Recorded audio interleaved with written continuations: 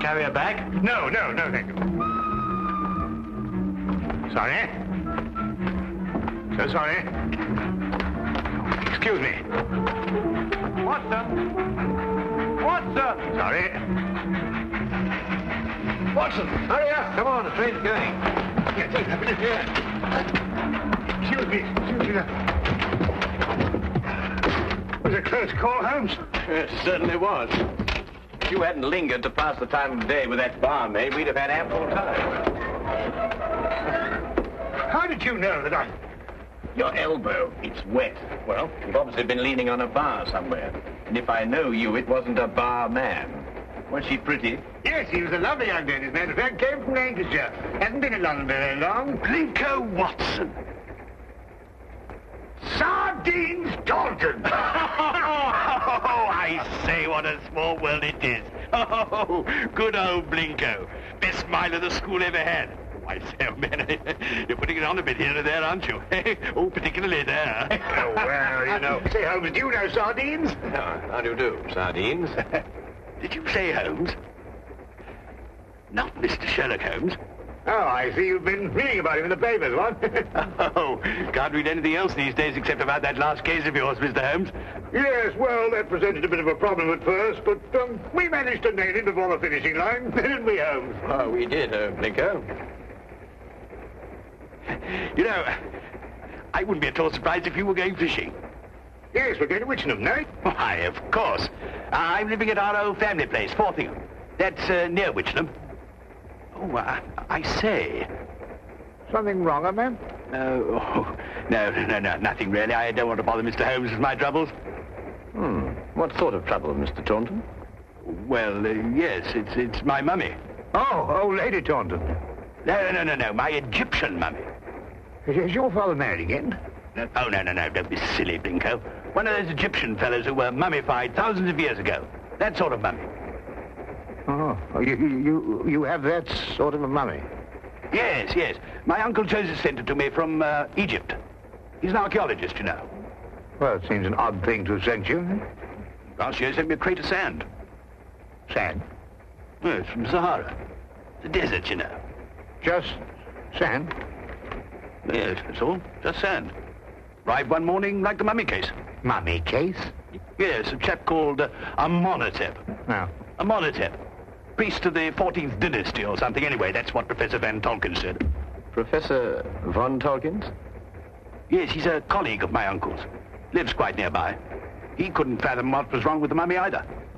Precisely what is wrong with your mummy, Mr. Taunton? It laughs. I beg your pardon? It laughs. Laughs? Quite. How does it laugh? Well, now, we go something like this. No, not really like that. It's much eerier than that. More like this. See, when does it laugh? Oh, practically any time. Well, have you seen it laugh? Me? Oh, good heavens, no. Why don't you give it away? I can't. Nobody wants it. I say, Blinko. No, I'm awfully sorry. No, we couldn't. Well, look, why don't you burn it or chuck it in the river or something? Hmm? Oh, well, now, I know this sounds silly, but there's an inscription on it. Something like, who destroys my sleep, destroys himself. Professor Van Tolkien's translated it for me. Yeah, but you don't believe all that rubbish, do you? I mean, Egyptian capers and all that. Well, no, I don't actually believe the curse, Blinker, but I've got to do something. Well, I'm engaged to Rowena Featherstone. You know her? No. Oh, she's a lovely girl. She's got an aunt, regular old battle-axe. Well, she keeps after Rowena to break off the engagement. Says the chap who keeps an Egyptian mummy who laughs, well, he can't be very reliable. Yeah, well, I understand that. Yeah. Oh, I say. Would you like to come over to my place and see if you can stop him laughing? Oh, now, look, old boy, we were going fishing, you know, and Oh, it might prove interesting, Watson. A mummy that laughs.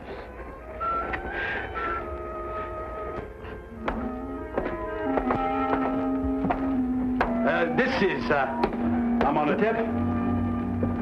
Well, he doesn't look as if he had much to laugh about. You wouldn't think so, would you? You wait till you hear him, Blinko. Frightening, positively frightening. 14th dynasty, I see. It's an exceptionally fine sarcophagus. I must say the funerary carvings of the 14th dynasty were the most beautiful ever known. Ah, yes. Amenhotep was a priest-warrior. And here's the curse. Yes. Who destroys by sleep, destroys himself. Makes you think, what? Ow. This thing's full of splinters. I'm always pricking myself on it. When did the mummy start laughing, Reggie? As soon as you received it 6 months ago? No, rather not. First, he was very well behaved. Quiet as a lamb, then he started in about a month ago. I see. I take it these are the other Egyptian trophies your uncle sent you. Yes, rather. I stick them all in this room here. I call it my Egyptian room. You know, I wouldn't like Uncle Joseph to come back and think I didn't appreciate the gifts he sent me. Pretty touchy about the things they dig up, these archaeological fellas. Yes, quite naturally.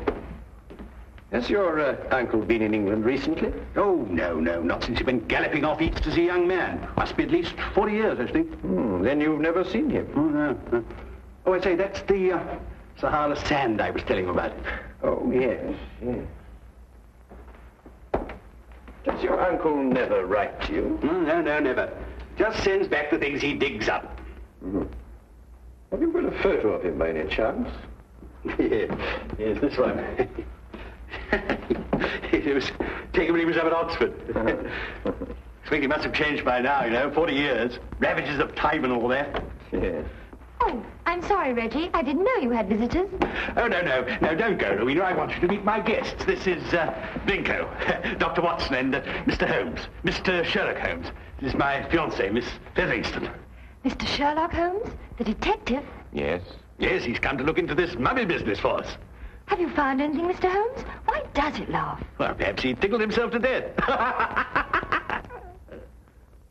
I keep pleading with Reggie to get rid of it, destroy it, anything. But he's afraid of the curse. Well, I'm the one the curse is going to work on, and you know what they are.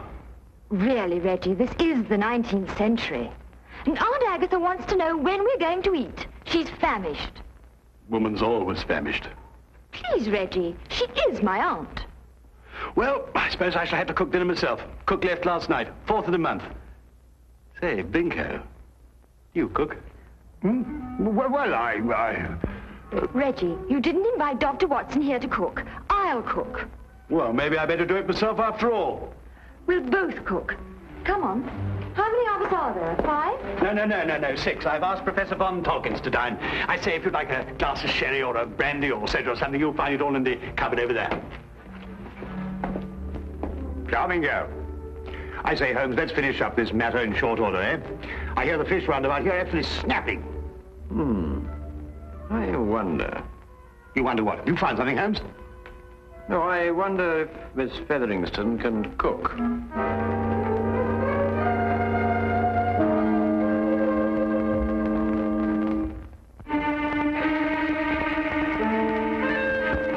A doctor, young man, you say?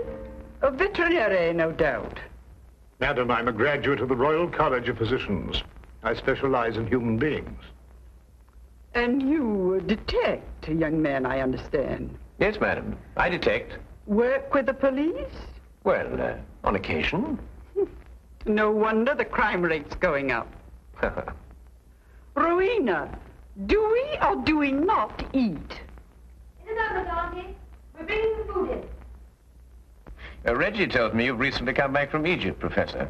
Yes, Mr. Holmes. Just a few months ago. I have retired from active participation in Egyptology. I see. I understand that you met Reggie's uncle while you were out there. Yes, Professor Taunton and I excavated for a long time together in the valley of the Lower Nile. Is Professor Taunton still active?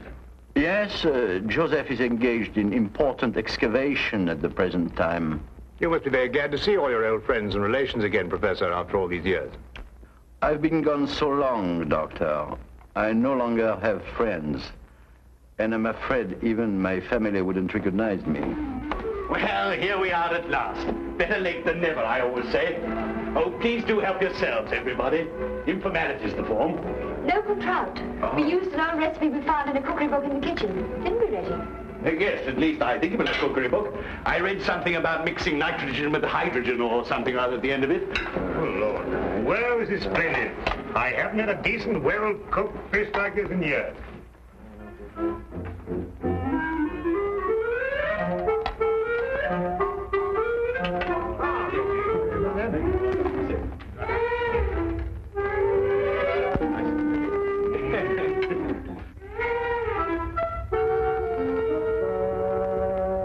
Rubber.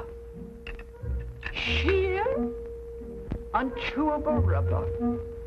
I think it's very edible. What do you think, Holmes? Quite. Who knows? A sauce might have improved it somehow. It's quite delicious, Miss Featheringstone. I believe you're accustomed to eating beetles and locusts, which I'm told are considered delicacies in your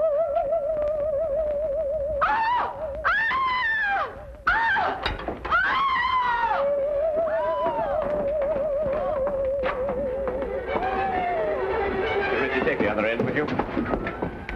Careful, please. Careful.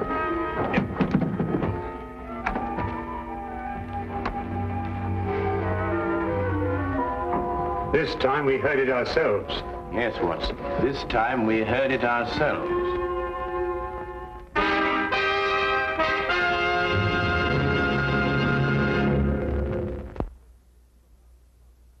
And now we return to the case of the Laughing Mummy. Of all the silly things I've been inveigled into by you, this is the silliest.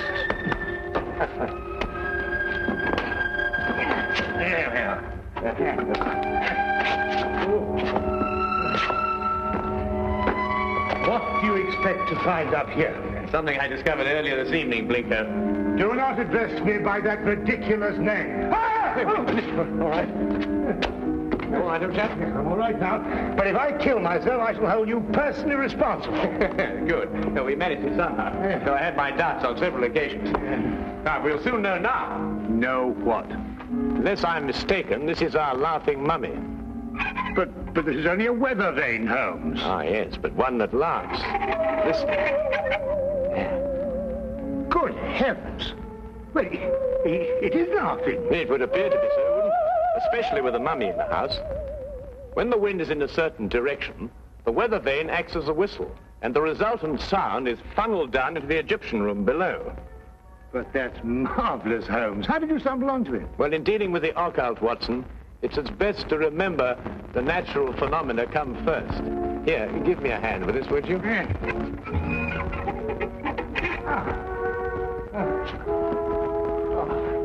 Wonderful. That's wonderful. Now, be careful you come down, Holmes. Yes. Just be careful.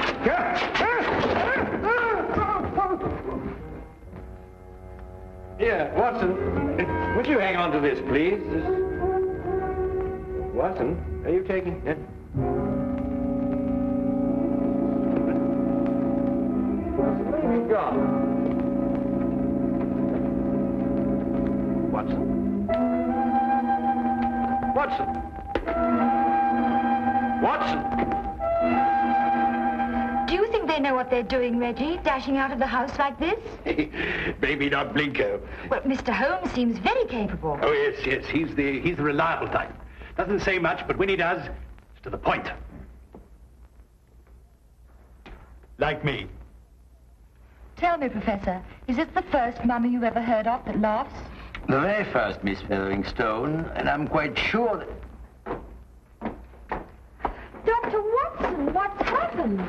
I slid off the roof and landed in the rhododendron. Not my rhododendrons, Blinko. I've entered them in the local flower show. You may now withdraw your entry.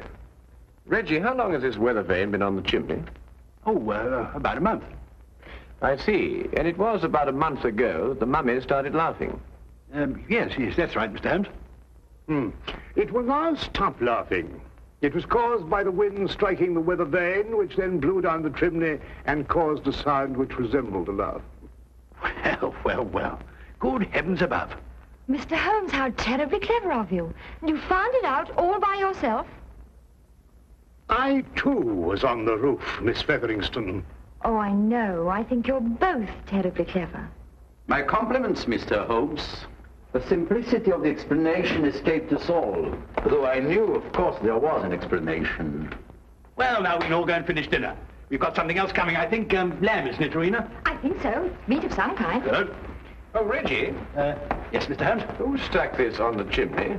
Well, I did. It was lying about the place, so I stuck it up there to keep it out of the way. Oh, I see. Thank you. You know, I believe I'll miss him laughing. Made him human somehow. Almost chummy. Chummy mummy. Oh, well, that's another mystery we've solved, eh, Holmes? Yes, Watson. But in solving it, we've been confronted by a far deeper mystery. Eh? What do you mean? You may observe the sarcophagus is of the 14th dynasty, but the mummy itself is of a much later period. Well, perhaps they had an old box lying about when the chap died. Yes, possibly. But it would have to be lying about for a very long time.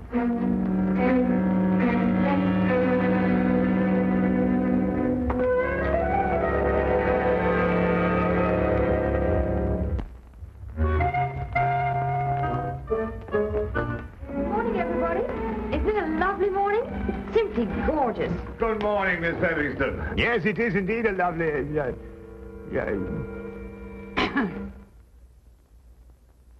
You look very refreshing, Miss Featherington. Very refreshing. And I am. No mummy laughing any longer, thanks to you, Mr. Holmes. Well, I say, what early birds we all are. Morning, everybody. Morning.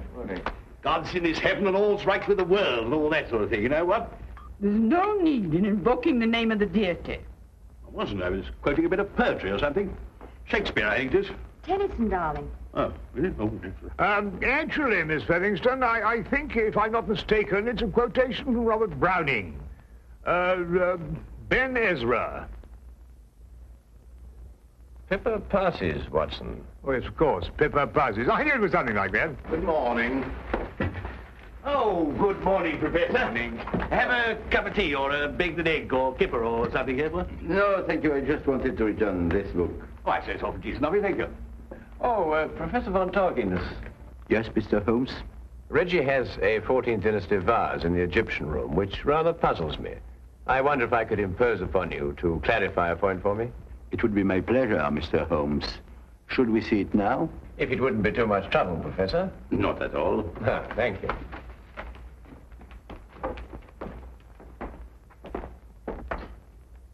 Yes, the composition of the pottery struck me as being rather later than the 14th dynasty, Professor. This is the vase I referred to. Considerably later, Mr. Holmes. The 18th dynasty, in fact. I rather thought Reggie was mistaken, as he was also mistaken about the mummy. The mummy? I'm afraid I don't understand. Don't you? I believe it was you who told Reggie that Amenhotep was of the 14th dynasty. It was, Mr. Holmes.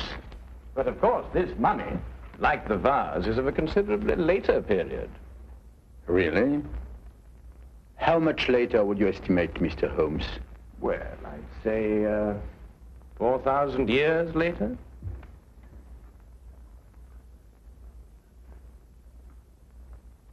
How did you determine that, Mr. Holmes? Well, the sarcophagus is obviously authentic. The burial wrappings of the mummy itself are of a comparatively modern Egyptian weave. Expertly aged, I admit. I'd hoped the discrepancy wouldn't be noticed. Well, if it hadn't been for the coincidence of the weather vane, I should never have bothered to look at the mummy so closely.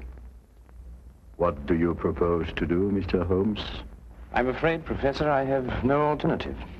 Holmes, what are you talking about?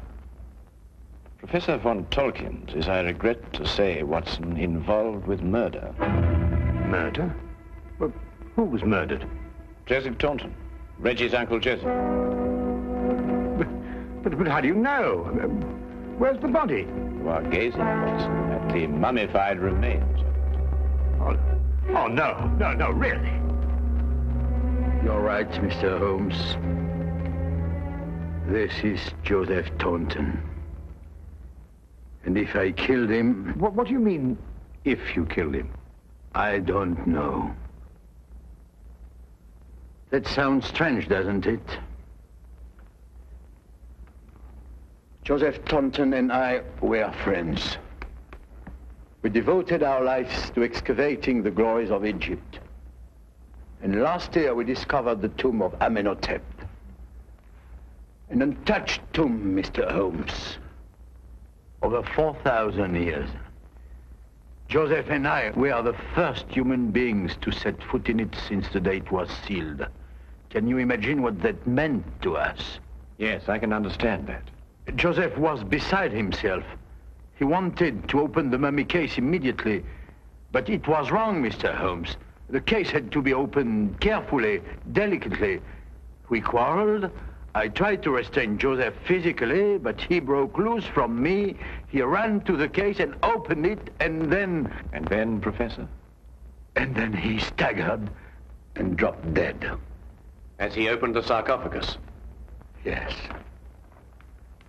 There were no witnesses to what had happened, Mr. Holmes. But in our struggle, Joseph had suffered bruises. I knew what the police would believe. And so you removed the mummy of Amenhotep and substituted the body of Joseph Taunton instead?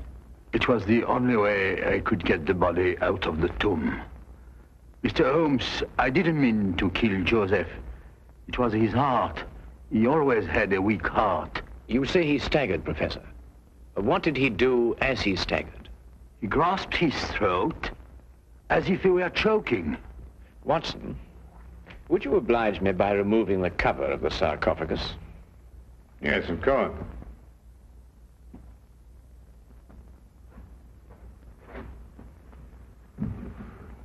Ouch! That splinter. Yes, Watson, ouch. As Reggie said, and as undoubtedly Uncle Joseph said, too. Professor, would you care to take a closer look at what Reggie called a splinter?